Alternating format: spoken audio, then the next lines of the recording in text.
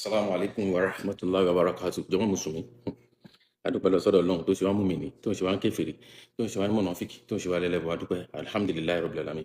Ìwọ tó bá jẹ́ Mùsùlùmí, tó bá sì ń bára rẹ̀ nínú Islam, kọ́kọ́ ṣe alhamdulillahi rabbil alamin fúnra rẹ̀. Ṣe alhamdulillahi fúnra rẹ̀ lẹ́ẹ̀kan sí.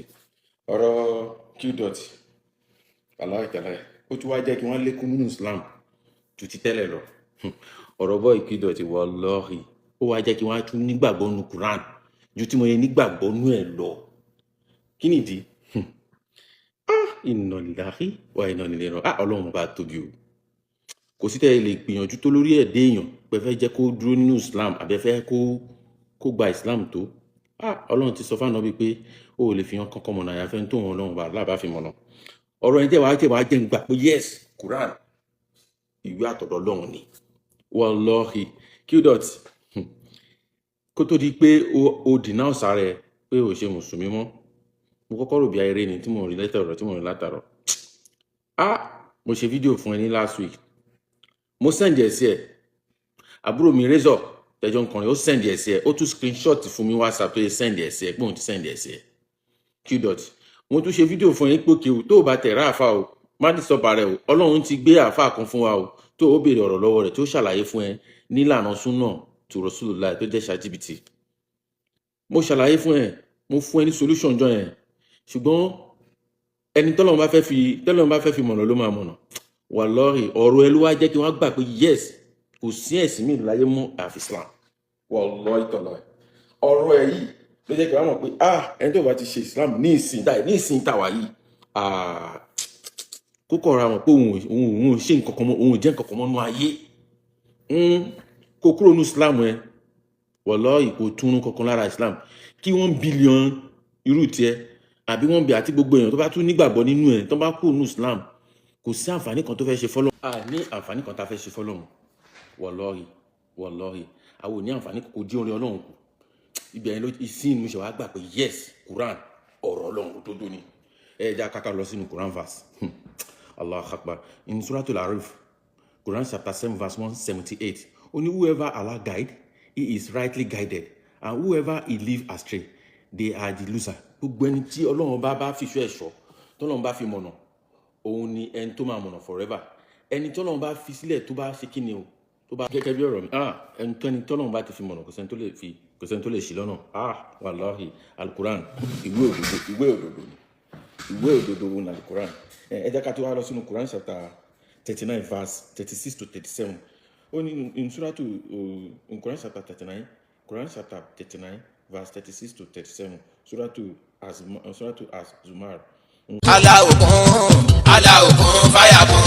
Allahu kun fayakun. Ìjọ Al-Muslimun Islamic Foundation Alif lábẹ́ àsíá olùdásílẹ̀ wa Fadilatul Amir Muhammad Qasim Akíngbadé Abu Awero fi tìfẹ́tìfẹ́ pé gbogbo mùsùlùmí àgbáyé síbi ìpéjọ àdúrà kun fayakun ọdún 2026. Subhanahu idha qada amran fa innama yaqulu lahu kun fayakun. Wá rojọ́ rẹ fọlọ́run elétí gbẹ́ròyé pẹ̀lú ìjọ Al-Muslimun Islamic Foundation Alif níwájú àwọn ẹni Ọlọ́run bíi Fadilatu Sheikh Sulaiman Farouk oníkìjìpá Al-Miskinu billah mufti tiyar Fadilatu Sheikh Mubashir Waliola Afakallah Fadilatu Sheikh Abdul Basit Katibi Àpọ́nlé Ànábì ní 28th of June oṣù tá a wà yìí ọdún 2026 ní gbàgede National Stadium Surulere Lẹ́kọ̀ọ́ ní dédé agogo 8 òwúrọ̀ la ó bẹ̀rẹ̀. Dress code wa white on white láti mú ẹni tàbí ìtẹ́ ìkírun wa lọ́wọ́. Àwọn àlejò pàtàkì ọjọ́ náà ni Alhaji Honorable Ganiu Ọláníwájú Solomon Apex Leader APC, Honorable Adeyemi Ali Federal House of Representatives, Alhaji Comrade Mustapha Adekunle Sego NURTW Lagos State Chairman, Alhaji Comrade Shamsuddin Adepeju Ajala RTEAN Lagos State Chairman, Honorable Olúṣọlá Razak Ajala, Honorable Seyi Jakonde, Honorable Saheed Olamide Kamadinu Ori. Olùgbàlejò ọjọ́ náà ni Comrade Toba Ajiboye Bàbá Èkó The Original Solution di aṣíwájú gbogbo ilẹ̀ Yorùbá. Olùgbàlejò láti America, London, Germany, Canada, Australia, Dublin, Dubai, Qatar àti ní gbogbo jákèjádò orílẹ̀-èdè Nàìjíríà. Ẹ̀kúnrẹ́rẹ́ àlàyé ẹ pé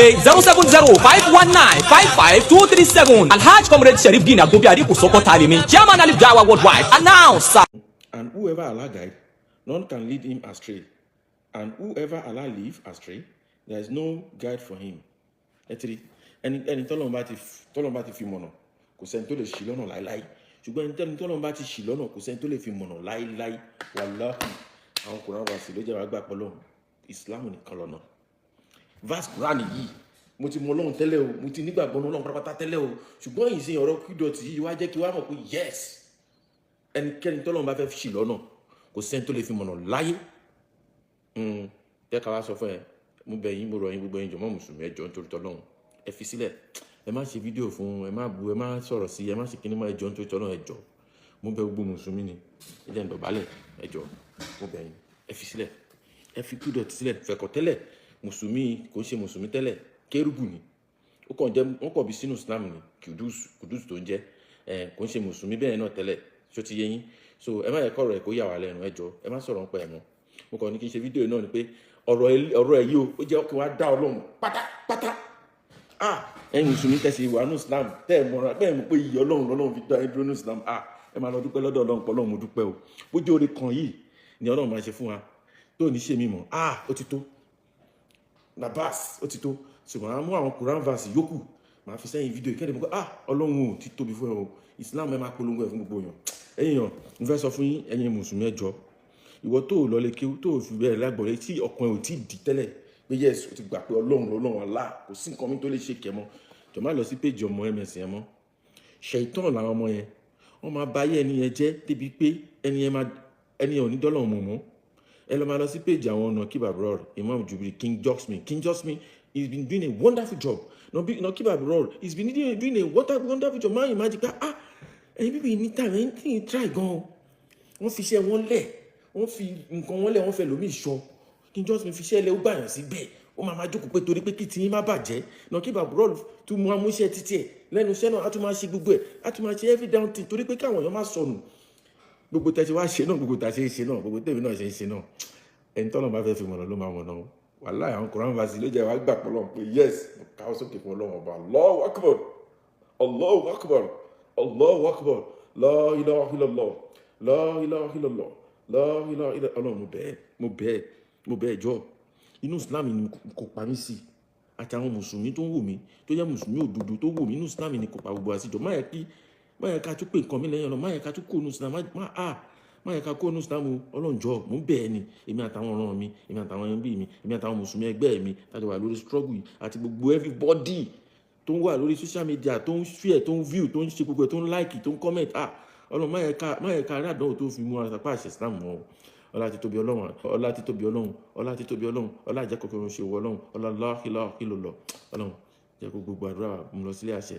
Gbogbo ogun banditry yìí, Ọlọ́run bá hẹ́ǹdì ẹ̀, Ọlọ́run bá hẹ́ǹdì ẹ̀, Ọlọ́run bá hẹ́ǹdì ẹ̀. Ọlọ́run Islam máṣe máa jẹ́ kó máa gbòòrò sí lójoojúmọ́. Àfùwájàn. Ẹ̀rí báwọn èèyàn ṣe ń wọnú Islam, àwọn òyìnbó wọ́n wọnú Islam lójoojúmọ́. Ẹ̀yin kan wá lẹ́yìn Yorùbá, mélòó ni ìran Yorùbá? Mélòó ni ìran Yorùbá nínú ayé, nílé ayé, mélòó ni ìran Yorùbá?